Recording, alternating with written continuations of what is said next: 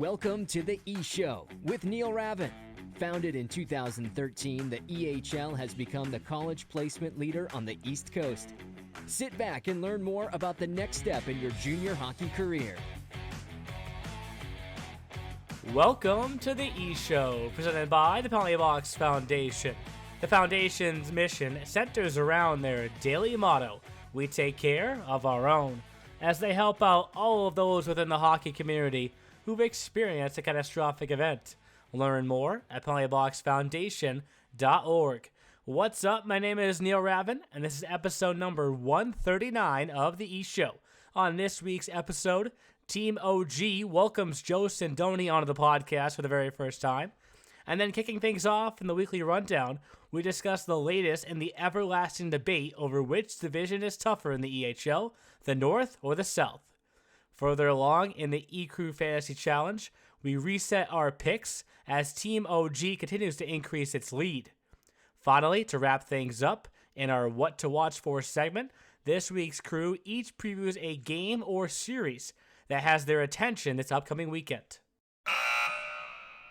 This week's episode is brought to you by Hockey Tech, the developers for the new EHL app, available now on both Apple and Google stores. And with that, let's bring in the E crew. Tyler and Anthony, we have a new guest on the podcast this week. I just talked about him on last week's episode. Joe Sindoni, welcome immediately to the podcast. Thanks, boys. This is great. This is like red carpet treatment. So it's good to see you guys, and I appreciate you having me on.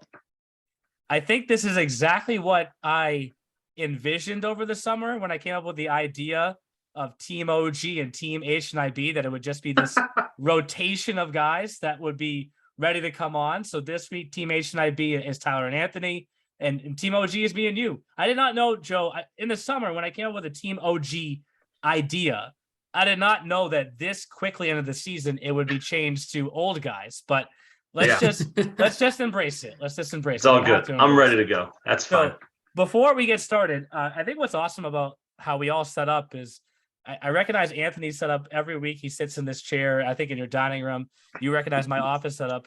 Tyler, you got some great jerseys in the background. But Joe, the first thing I noticed, do you have a bottle opener of all four Philly teams behind you? I do.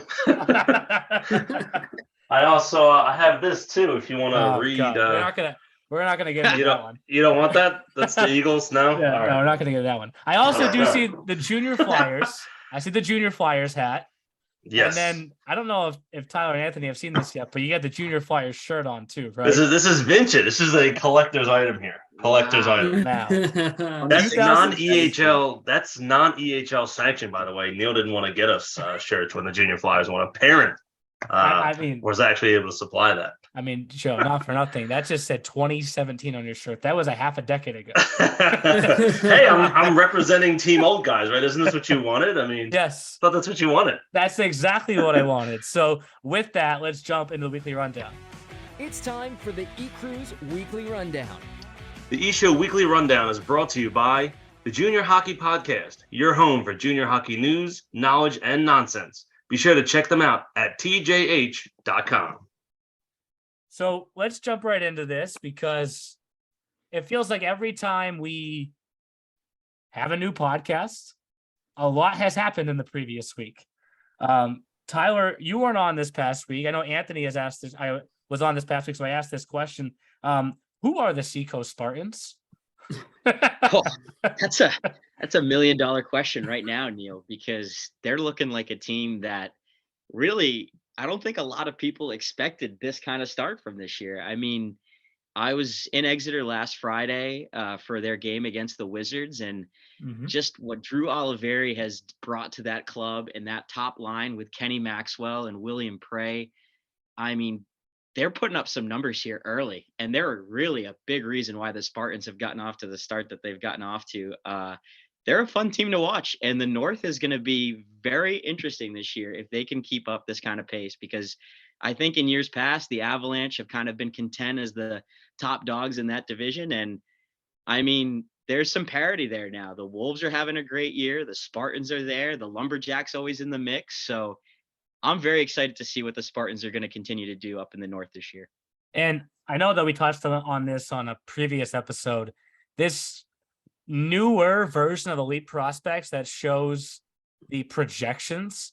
I mean, I don't know if William Bray can keep this pace, but like, I mean, he's on pace for 122 points. I mean that would be McDavid numbers. That would be historic, as I wrote in our Stars of the Month feature, right? Like, if he does it, great. I mean, but that is an unreal pace. Well, hang on. That was before their game yesterday, Wednesday, the day that we're recording. And just looking at the box score, I see that he's already scored a goal.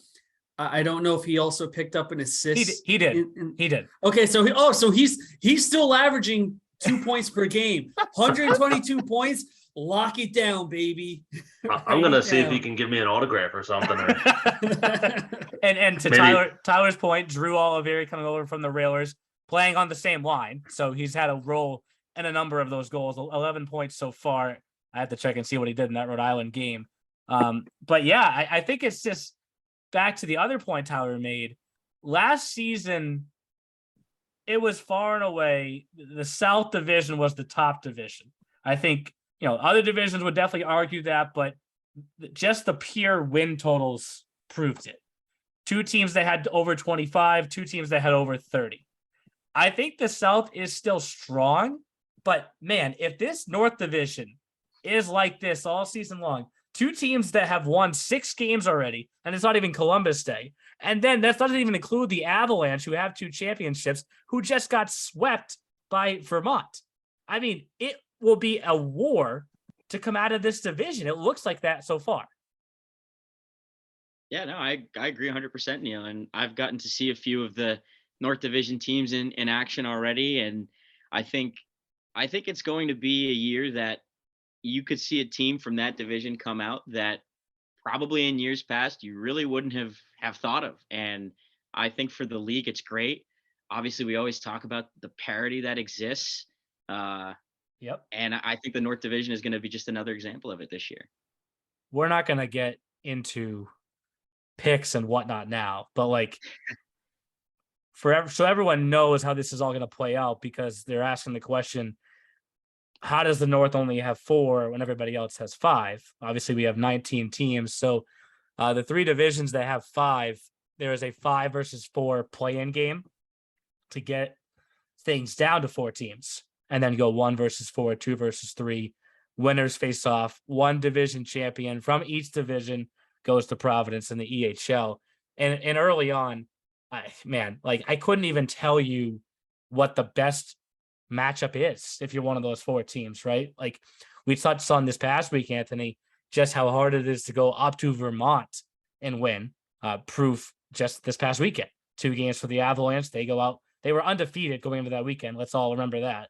And they go up and get swept. Obviously, a tough place to always play with the Wolves up in Laconia. Tyler just mentioned he was calling a game in Seacoast. That's becoming a tougher place to play. And the Avs host this weekend's mini showcase. I mean, that division is just something else. Not the only division to watch, though. I did get a number of texts this week from the Connecticut Chiefs referring to the power rankings and wondering why they're not in the power rankings. I felt kind of like one of those salesmen that it sounds like they're almost screwing someone when I said, did you guys read the fine print on the power rankings graphic that outlines the point scale that we go based off of?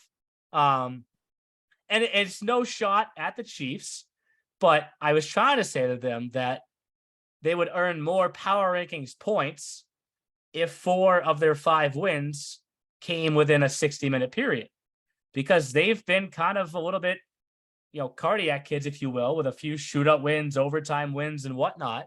But I think it's safe to say early on, they are probably the top dog to give the Railers the hardest time this season, towards the Railers repeating in the Central Division. Do you guys feel that same way? Yeah, I think so. I definitely think the Chiefs are sort of that, like, who are they kind of team where, no, really. Yeah. Well, because they beat the Rough Riders in a back-to-back. They beat Apple Core in a back-to-back. their best win, I think, was when they beat Team Maryland in a shootout. Mm-hmm. But I think they still have a little more to prove. I mean, and look, if the Connecticut Chiefs are going to use this recording in the locker room, then by all means, because they've won 2 games against the Rough Riders. They've won I hope 2 you're on a against, dartboard in their locker room next week. Oh, I don't mind. And they won 2 games against Apple Core, both beyond regulation. So I think for me, the Chiefs will have to face or beat more teams in the EHL before I really start to think that they're the real deal. And for Greg Heffernan, if you want to use that, put my face on a dartboard, then by all means, go right ahead. And I would love to see you prove me wrong, or rather see the team continue its success and give the Railers a run for their money. Yeah. It's funny because right behind them is Rhode Island, who of course started the season 4-0. They've lost 3 straight games since then, which is the opposite of what the Rangers have done. The Rangers started 0-4. They've won 3 straight. I mean, in the blink of an eye, they're 2 points out of first place, right? I know it's so early in all these division races, but it goes back to the parity comment earlier. It feels like at this point of the season, you can look at a day's slate of games and you can make the case that almost all of those games could go either way. It's just a matter of who's going to show up. I agree, Neil. And I mean, you mentioned the mini showcase, and just to wrap up this thought on the Chiefs, they've got 2 games at up there in Hooksett against BJR and the Avalanche. So there you go. Show us what you got. You kind of start swimming into some deeper waters there a little bit. I think they've proven early on in the year that they can, hang in there within their division, which is always important. They're winning in different ways. I mean, they picked up a 7-6 win over the Apple Core, but they can also win 2-1 in shootouts. So yeah, that's good to know. You pick up points in a variety of ways. But we talked about it a couple episodes with Rhode Island going into the showcase. Show us what you got. Well, this is a mini showcase, and for the Chiefs, an opportunity to beat some teams that are pretty highly regarded around the league. So also, actually, speaking of those games, one thing I've noticed too is that we had quite a few hat tricks over the past week, including I think 3 in one day. Yes, I And, remember that tweet. Yeah, it was Ethan Lim for the Chiefs in that 7-6 win over Apple Core. He picked up 3 goals. Mac Ward for the Warriors when they defeated the Wolves, and then Luke Morissette for the Boston Junior Rangers when they beat HC Rhode Island. I don't know. I mean, there have been a lot of hat tricks over the season, but I don't know how many times I've seen 3 in one day. I thought that was pretty impressive. Yeah, you mentioned the Warriors too. You want to continue with the who are they question. They get swept at the Worcester Showcase, come out of that, come back to beat the Railers, almost beat the Rangers, knock off the top-ranked Wolves. It's just funny how in a week's time, these teams can go through these quick momentum shifts that don't even match what took place the previous week. The Wizards being another case. They started off with a slow start, had a great showcase, have gone in the opposite direction since then. It just makes every division race that much more compelling, even though we're only in October. But now I do want to shift down south next, because that's where this mini showcase weekend starts off with 6 games total, 3 on Friday, 3 on Saturday. I hope it's not a bit of a sore subject, Joe, but you've been to this rink before in your previous broadcasting experience. What will the scouts and families and friends and everyone that comes down, what will they experience at Hollydale? Because I've never been there. I obviously will be there in 2 days, and I've heard great things. Hollydale is they went through some renovations. It's actually a really beautiful rink. They got a twin rink. A local college team plays on the other one. PHC plays on the other side. They used to have it as one sheet was the Olympic size, and then the other one was the NHL size, which obviously PHC would play on the regulation size. But then they took the Olympic sheet out, so now it's like just 2 NHL sheets, and it's really nice. And then on the Olympic sheet side, for us, our fellow broadcasters appreciate, you're actually a little bit further back and pulled away from the ice. So that's actually really nice, but that's not the side that PHC calls their home. But either way, but that rink itself, though, they went through some renovations. It's gorgeous, Yeah. Gorgeous place. I know 87's head coach Adam Hooley is extremely pumped because somehow this was not planned. This was totally not planned, but there's obviously 3 games on Friday, 3 games on Saturday, and then there's an NA game each night. Philly Rebels versus Northeast Generals, and it just happens to be that Adam's stepson, Jake Larusso, is playing for the Northeast Generals each night in that building. So There you go. he has requested that I get an extra bed in my hotel room so that we can hang out for longer. Whatever. Long time veteran of the North American Hockey League, Jake Larusso. I remember when he first came onto the New Jersey Titans, and to see the numbers he's putting up there, shout out to Adam's stepson, Jake. He's been tearing it up over there. I thought you were going to say alumni of the EHLP, Anthony, because there was that score the hat trick against the New Jersey Renegades in that come from behind win. It's crazy that there's 1 game listed in his EHLP career and 1 game listed in his 3 EHL. goals.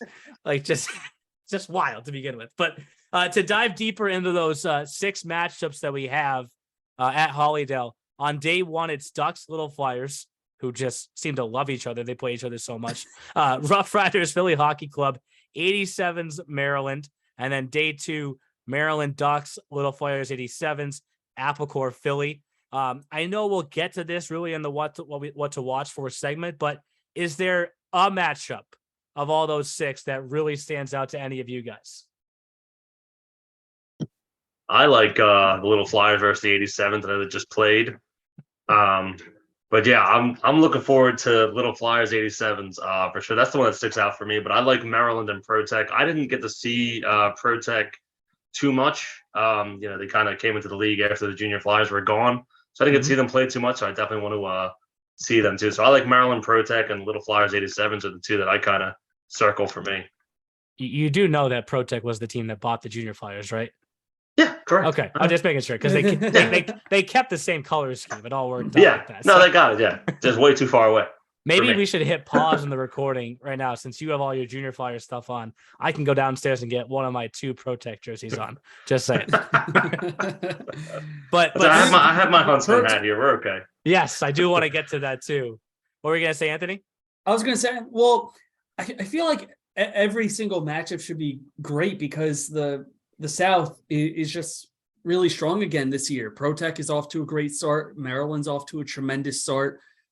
Personally, I'm looking forward to the 87s Maryland matchup. Mm-hmm. Although with the Little Flyers and 87s, we saw that this past week where they split the home and home. Both teams won on home ice. Neil, I think it sort of goes back to your point. I think you've always said how hard it is to sweep a home and home or a back-to-back. Mm-hmm. Yep. And the Little Flyers are able to get their second win of the season. But and Philadelphia in the standings have struggled a bit, but I think they're a team that's going to get right back into the thick of things. So it's still early, wouldn't count them out at all. And it'll be fun to see what those teams can do in this mini showcase. Yeah, I'm sure Philly is hearing me talk about all of the division matchups that could be in the North and saying, look at the South. It's going to be the same exact thing. But when we go North, Tyler, I'm excited that I can just kick back and watch you and Jeff call all 12 of those games. I mean, the matchups that we have set in Hookset are just as compelling. We kick off the whole thing in Hookset with Wolves versus Rangers, 2 of the hotter teams in the league, right? When you factor in the Rangers having won 3 straight games. Then we go Express versus Railers. They already played once this season, back on each team's opening day. I'm sure the Railers are begging not to see Jack Bosher in net for that game. Then you got Avalanche hosting the Chiefs, Spartans and Seahawks, Wizards, Rhode Island, Lumberjacks and Warriors. So an awesome first day. And then to the second day, we have Wizards and Railers, Spartans and Lumberjacks. Got to ignore those 2 other games taking place in the middle of the day. That just confused me. The Ducks and Philly and Applecore Rough Riders are playing, but it's not part of the mini showcase. But the mini showcase also includes Avalanche, Rhode Island, Wolves, Seahawks, Express, Warriors, and Rangers, Chiefs. So I guess, Tyler, since you're calling the games, which one are you most excited about? Well, I think the easy one would be Railers and Express, just because it's always been such a good matchup between those 2 teams. There's obviously the matchup in the semis last year from Providence and the Express taking that 3-1. Every game just seems like it's so close. And I think it's because both of them play a very similar style. Obviously this year it's going to be a little bit different. I've actually not seen the Express EHL team play yet once. So when I call their October opener, 5th or 6th, like it's just nuts. when I call their home opener on the 14th, yeah, what kind of broadcaster am I? But I have to say I'm very eager to see them play this weekend because it's pretty much a new team, and they were the runner-up a season ago, and I'm very much interested to see how this new team is going to fare. They've got some interesting pieces so far. They've gotten off to a good start, and I think that's going to be one of the premier matchups this weekend in Hooksett, just because they've always consistently played each other tightly and played each other well. For sure. And going into this weekend, just so everyone knows where the EHL power rankings stand at, the Wolves are still at number 1. 87s are still at number 2. Express, despite dropping or going 1-1, I should say, this past week, they're at number 3. Avalanche fell to 4 with them getting swept by the Lumberjacks. Maryland moved up to number 5. And then on the bubble, you saw on the graphic, Railers, Lumberjacks, Spartans, Chiefs, a bunch of teams knocking on the door right there. So maybe after the mini showcase weekend, some of those spots will change. But with that, let's get to the EHLP, which had no changes at the top. Rangers, Lumberjacks, Avs, Railers, 87s. But I do want to talk about stars of the week because it just happened to work out that after piecing together that Joe would be coming on the podcast this week, one of the Huntsman players just went nuts and very, very deserving of the Forward of the Week award. How good this past weekend, Joe, was Ryan Arendes for the Huntsman?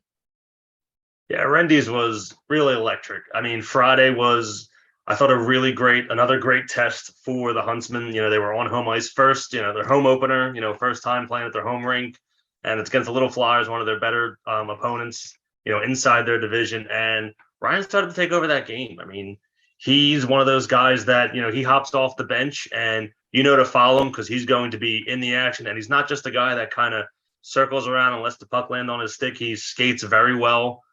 He has a great shot, but he also battles in the corners as well. And then that, overflowed. Then the Huntsman went to Union, plays Union Junior Thunder the following night, and ruined their home opener as the Huntsman won 7-1, and then back on home ice on Sunday. So the Huntsman played 3 games in 3 days and swept the weekend. And Ryan was a big part of it. He's a great kid. I get to talk to him the last few weeks.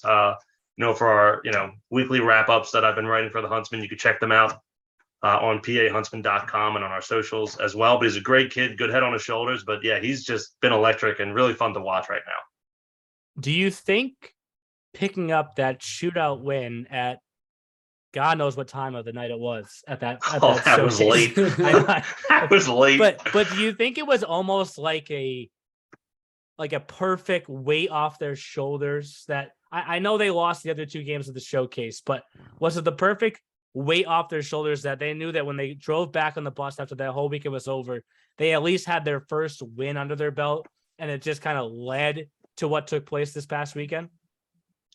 Definitely. I talked to the players on the bus ride up there. I talked to head coach Blaze Kilroy, and everyone's like, oh, we're just nervous. We're excited, and then I caught up with Blaze right before about probably 20 minutes. He said something to the boys and then came out and was just like, standing in the ring. So I just went over to him. I was like, hey, how you feeling? You okay? And you could see it in his face.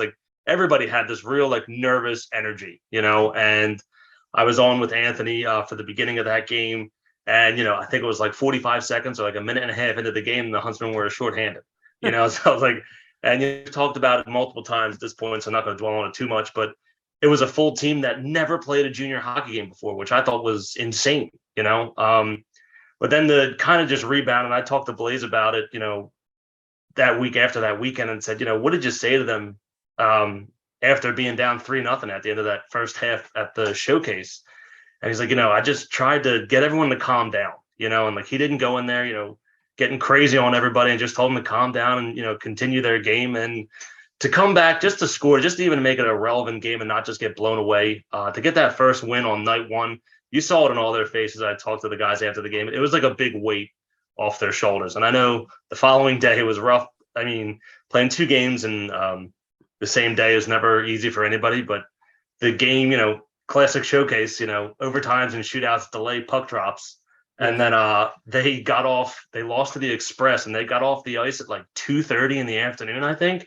And then to the Lumberjacks around like 2:30, and then they played the Express at like 4:00. So like by the time that Express game rolled around, they were dead. So they knew, last weekend coming in, they were like, we want to, get this right. And, they came out on fire this past weekend. Yeah, those double headers can be a killer. But the other thing too is that for any team, like that win for the Huntsmen against the Wolves, those are the kind of wins early in the season that can really mold and shape the rest of the season. So I think for the Huntsmen, they're going to have that reputation as this dogged, mentally tough team that can compete against anybody.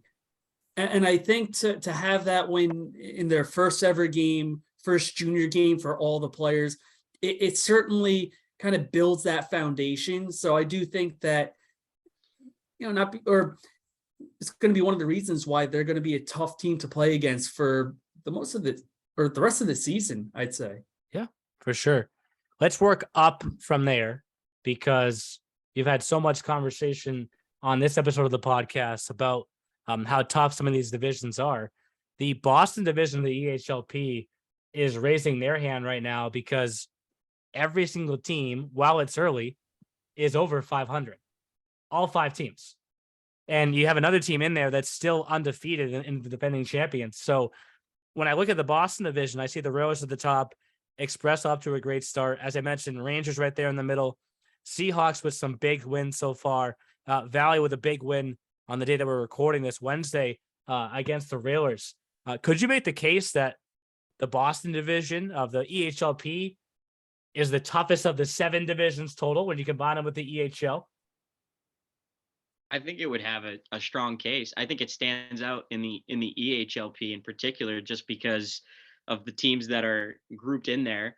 I think when you have Boston and the reputation that they have, they're obviously going to get a lot of attention. The Railers have always just been a consistent franchise, both EHL, EHLP. I think the Express this year, their P team is going to make things interesting. I think they were kind of a team last year that got pushed around a bit. I think that other teams took advantage and kind of viewed those games against the Express as easy points to pick up. Mm-hmm. I think the goaltending and the defense is a lot better this year. And I think as a result, it's going to make that division just all that more of a battle. And I think it's fair to say that, Neil, that it can be considered, at least if not the toughest division in both the EHLP and EHL. It's definitely I would say the toughest in the EHLP. For sure. And then you go north just to wrap things up. And I know Anthony has a little affection for the expansion team so far, and so do I. Adirondack, I know they have their first win, but they also have 3 gut-wrenching losses. It's kind of like, how do we get on the other side of these, an overtime loss to the Rangers or back-to-back shootout losses to the Wolves? But I'm sure in their locker room, they're probably trying to say to themselves, they're just, a bounce away or 2 bounces away from having 3 more points, which takes them from being in 5th place to being in 2nd place. As great of a start as the Huntsmen have had, you can make the case that Adirondack really is, that those bounces away from being, just as great of a start. They're close. Sorry, you go, Anthony. I was going to say they're close, and I posted on my social media account this great save by Kean Hodgins. Yep. Where it was at the end of regulation, and it was a broken play. I think a shot got blocked. It pinballed to a kid on the New England Wolves, or maybe it was a rebound. And Hodgins just dove across or went into the splits and made a glove save. I actually had to censor the video because someone on the Wolves bench, you could hear this kid was like, "No freaking way," paraphrasing it. And because of that, even though Adirondack lost in the shootout that game, they did earn a point, and it was in contention, I think, for EHLP Save of the Year. But they're another team. They compete, they play hard, Their goal differential, while in the negatives, not by much. So you can tell that they're playing a lot of close games in a very tough division, mind you. Yeah. So I think for Adirondack, if they just keep playing their game, they can get their record back up in no time. And right above them are the Avs, who really may be the epitome of the who are they question right now. It feels like they go every other game with a win or a loss. I mean, I was, as you guys know, I was down in Atlanta for my brother's wedding this past weekend. So we had a good time. On Friday or Saturday night, that was the first day of the back-to-back EHL, EHLP, Avs, Lumberjacks series. And I look at the scoreboard on Saturday night, and I'm like, the Avs beat the Lumberjacks 8-1. I'm like, what just happened? The Lumberjacks were 6-0. They had outscored everybody 32 to or 40 something to 10. And then they just get stomped in that one game. Of course, came back and earned the split the next day. But I guess the question for this division of the EHLP, when you kind of compare it to the EHL, you could say it's just as up for grabs. Since that game that the Wolves lost to the Huntsmen in a shootout, they've won 3 straight games. So it's crazy just how we're going through these ups and downs in the EHL. We're going through the same ups and downs in the EHLP. You guys laughing at the dog bark behind me? Did you hear that? There he is. There he is. Legend of Nash. Nash couldn't help himself. He had to make a cameo. Yes, exactly. Nash cam ready to go. I called their first P game of the year, the Avalanche, and I think it was going to be obvious that this year's team was not going to be like last year's.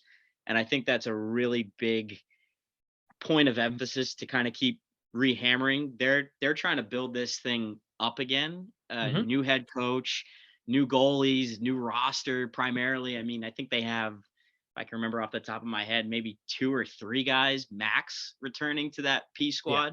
So, I mean, I think there's going to be some growing pains. I think it was evident in the game that I called against the Railers that they just looked like a team that wasn't in sync, which is to be expected early in the year like that. So yeah. I don't think you can necessarily write them off by any means, or you can't write off any team this early, but I think that division is going to be up in the air for the time being. And I think if you're a team like Adirondack, or any team in that division, you want to take advantage while the pickings are ripe.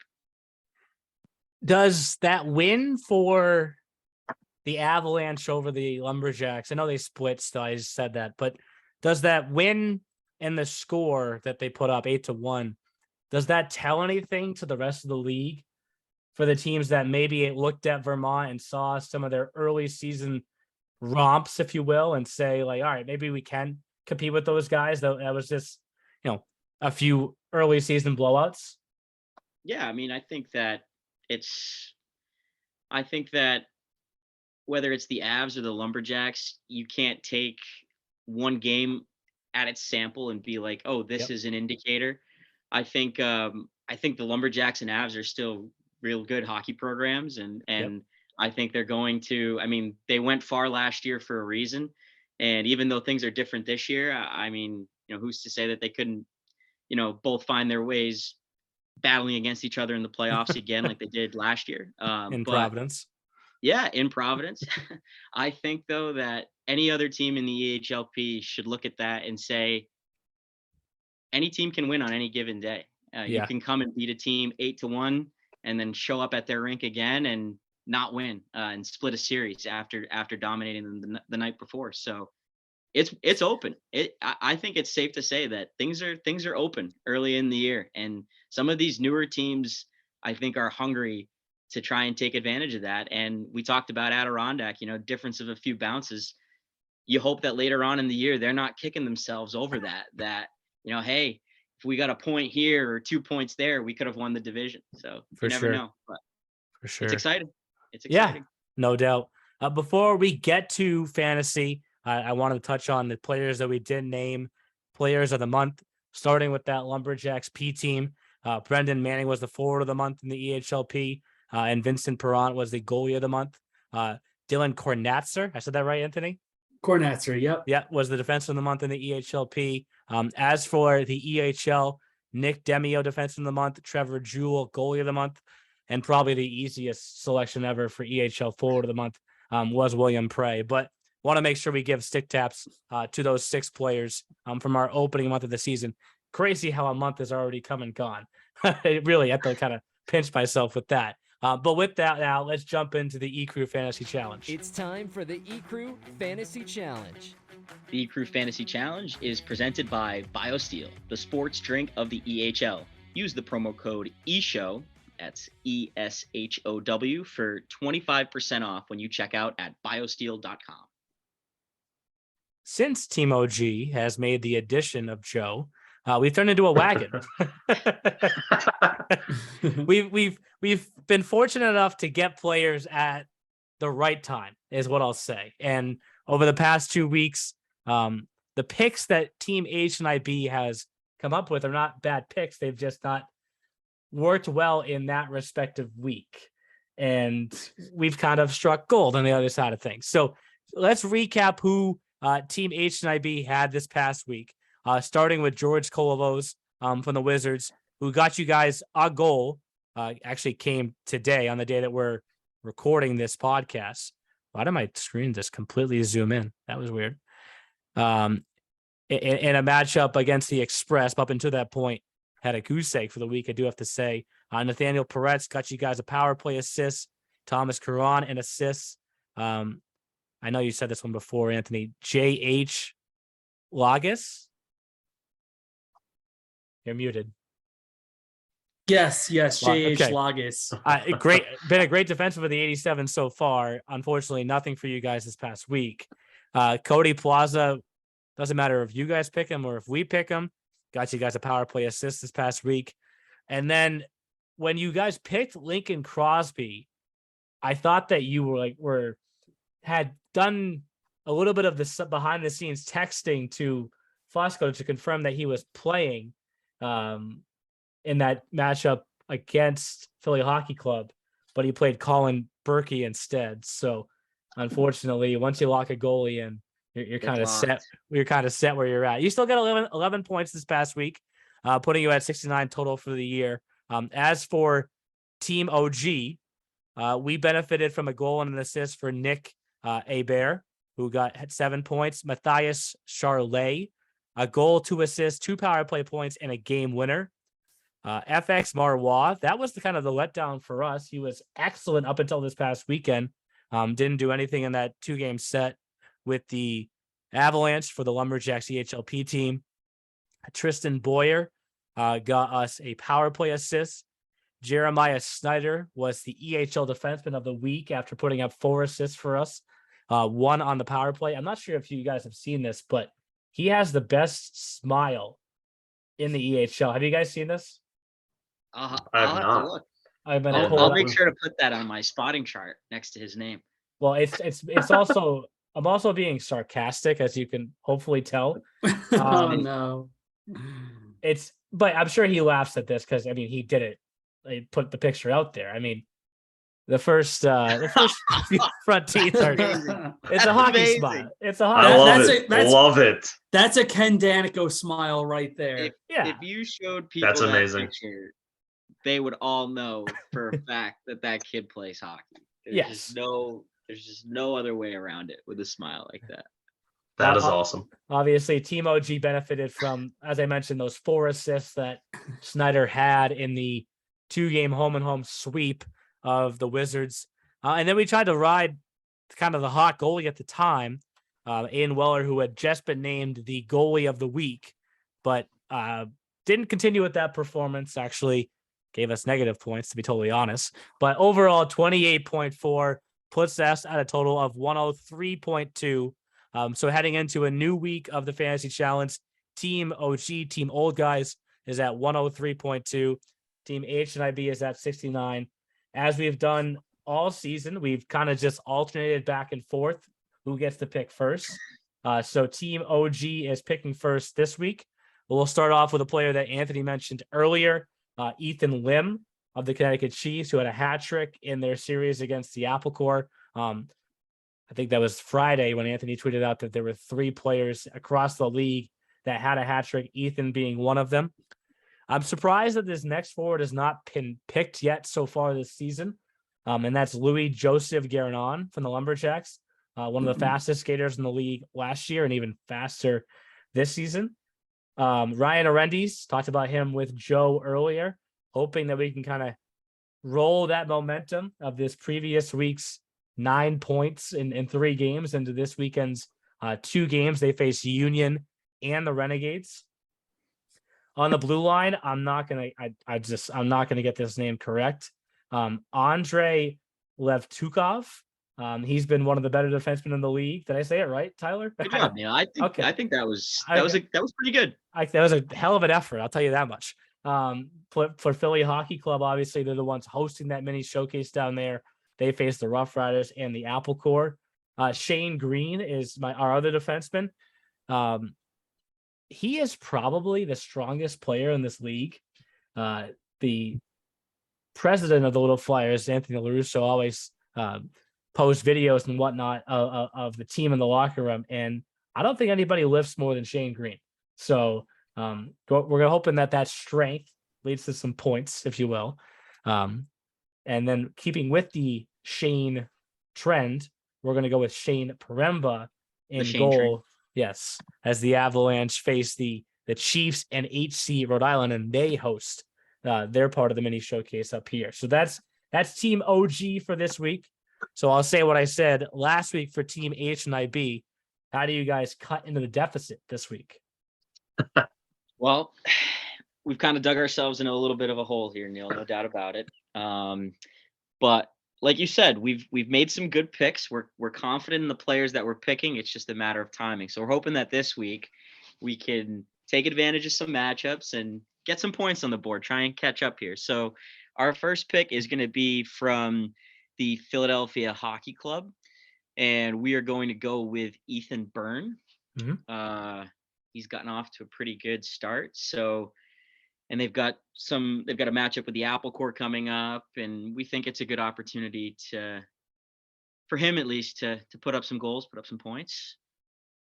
Following that, in the middle, we're going to go with Drew Oliveri, who we talked about at the top of the hour, because obviously the success that they've had so far with William Prey and Kenny Maxwell, the whole Spartans team, hopefully they can keep things rolling. Next, to wrap up the forwards, we're going to go with Graham Broadfoot. So that wraps up our 3 forwards. Moving on to the blue line, for our EHLP pick, we're going to go with Sam Hall, who has 7 points in 7 games. He's got the most points of anybody or any defenseman so far in the EHLP. So we're confident there with that pick. And then from the Seahawks, we're going to go with Adam Jubran on defense. Veteran guy. He's been in the league for the second season with the Seahawks. Pretty good skater. And they've got some big matchups coming up in the mini showcase that I'll certainly be looking forward to as Jeff and I are on the call. And then to wrap things up in net, we are going to go with the hot hand for the Boston Junior Rangers right now, and that is David Felak. I believe I'm saying that right. Mm-hmm. He's 3-0, and he's got their 3 wins on the year. So we're hoping that we just didn't put a hex on him because we could use some of those wins. And hoping for some bonus points, because I would imagine he gets the nod in that, at least the first one, against the New England Wolves to kick off the mini showcase there in Hooksett. So that would be my assumption. So fingers crossed. Joe, to make us feel even older, the name they just mentioned, Samuel Hall, do you guys know his birth date? It's March 24th, 2006. Oh wow. Oh wow. I was looking at somebody else because I thought he was like an 03. So that makes me feel old now. He is 16 years old. Oh, so I'll venture to guess he's probably the youngest player in either division combined. Like people from 2006 are now. Oh man. There have been a handful of 06s in the EHLP. Okay. I've noticed. They are coming. But not defensemen that have put up 7 points so far in 7 games. That's a heck of a start. That's pretty good. That is pretty darn good, I'd say. So we'll roll the dice on the youngster there, but wow, I'm 24 and that makes me feel really old. I don't like it. but not old enough to join Team OG No, yet, Tyler. So not No yet. shot. Not yet. Team Not OG just has yet. a strict 30 threshold. Is that the unwritten rule there? Is that the rules now? It's what it feels like, at least. I guess, that you yeah. have to be at least 30 and over. I mean, technically, I guess I'm the youngest one of Team OG at 31. But I think I might actually, and I might be the oldest guy in Team HNIB. you're the veteran, You are. Anthony. Anthony's in the veteran. middle right now. He's caught Yes. between two, but we're happy to have him. We may be down, but I am obligated to say we do have a nice point total right now. So We do. It's very nice. I was wondering if you were going to say that or not, but yes, you definitely do, because it's the whole number and there's no decimals to that at all. But let's jump now into what to watch for. Before we wrap things up, here's what to watch for this week in the E-Show. What to Watch For is presented by Hockey TV, the official streaming platform for your EHL and EHLP action through the 2022-2023 season. And we can kind of go anywhere you guys want to with this, because there are more games outside of the 18 taking place Friday through Monday as part of the mini showcase. As I mentioned earlier, in the middle of all of those North mini showcase games on Monday, there are 4 South teams getting right back into action. There's games on the day that we dropped this podcast on Thursday, October 6th. There's more games. I want to say next Wednesday or Tuesday, I should say, right after the mini showcase. So there's plenty of games to choose from. And I know plenty of games that you guys are all calling. So if you want to pick that, you can. But what draws your attention the most? I mean, Anthony, maybe I'm stealing it from you, but Adirondack right back on the road, a 2-game set at the 87s. That's really intriguing to me. Yeah, I'm looking forward to that. Just like I said in the podcast or earlier in this podcast, that Adirondack seems to be a gritty team that can compete with anybody. They've had some tough losses, but I think they're going to come out swinging when they come down to New Jersey. Also, fun fact, the Adirondack head coach Glenn Murkowski actually played on the New Jersey Devils in their inaugural season. Oh. Also played in nugget for you right yeah, there. also played in Adirondack with the Red Wings minor league team. Yep. Played a little bit with the Detroit Red Wings and before coaching with the Sudbury Wolves in the Ontario Hockey League. So Glenn is he has a hockey pedigree with them, and I think that's one of the reasons why we're going to see, a very scrappy and also like skilled Adirondack team. So it'll be fun to see them coming down to New Jersey. Really want to talk with Glenn some more. I got to speak with him in Worcester. Seems like a great coach. And it should be a very fun series down there. Pre-game interview, Anthony? Perhaps. I'm sure he'd be down. I had him on the podcast this summer, part of that episode where I had all 3 new EHLP teams on. He was a great interviewee. So just throwing that out there. Other games that you guys are watching? For me, Neil, real quick, and it's backed up to Hookset for our mini showcase, but on Monday, the Spartans play the Lumberjacks, and I'm very much excited to see that matchup. Seacoast does play the day before, so it'll be interesting to see if they've got a 7-game winning streak coming into Monday against the Lumberjacks. Yep. But if you look at the North Division standings as they are right now, Wolves and the Spartans, over 10 points, only 1 loss, first and second. Avalanche are at the bottom. That's a very unusual sight for me. I'm not going to lie, Neil. I haven't been in this league that long, and I know it's early, but it's very unusual to see things kind of flipped around like that. So I'm curious to see how that Northern battle is gonna pan out. For sure. Joe, if you want to, you can say your Huntsman matchups you're most excited for. Nobody will fault you for that. I'm just excited, I'm always excited on game day, just to be back on the play-by-play mic. But it'll be fun to have another game on home ice Friday night as the Renegades will take on the Thunder. So I'm always excited for any Huntsman game, of course. Yep. But talking about it earlier, I do like that New England Wolves and Rangers matchup. We talked about the Rangers, starting off the season a little bit cold. Now they're riding in 3 games straight. So that's definitely interesting. I kind of look a little bit extra towards that. And then just a couple of Southern Conference games on that showcase. I like that Maryland and Pro Tech matchup, and the Little Flyers 87s, despite it always happening. And I've seen that matchup quite a few times in the past few years. Never But those gets games old. are never gets old. Yeah, those games are they're a lot of fun. So even though it's a oldie, but it's a goodie. So they're the three that I like the most. I hope it doesn't hit hard or too hard for you, Joe, but Little Flyers 87s is kind of like the new Little Flyers, Junior Flyers. It is an Yeah, hey, those were great games too. And me and Tom would always text each other before those games to see if we can, join each other on air. And we used to do that all the time. And it was a lot of fun. And those games were a lot of fun too, man. A lot of great competition back and forth. For sure. Well, appreciate you coming on the podcast. Like I said, we had just talked about you joining Team OG a week ago. So, I feel like a part of Amazon, right? Delivered that just that quick, boom, here you are, here I am. Amazon Prime, basically, right? We have a huge episode planned for next week. This week, of course, is episode 139. Next week being episode 140. So there's an interview to start off next week's episode, being that it's the 140th episode of the E Show. Kind of a little bit of a play here.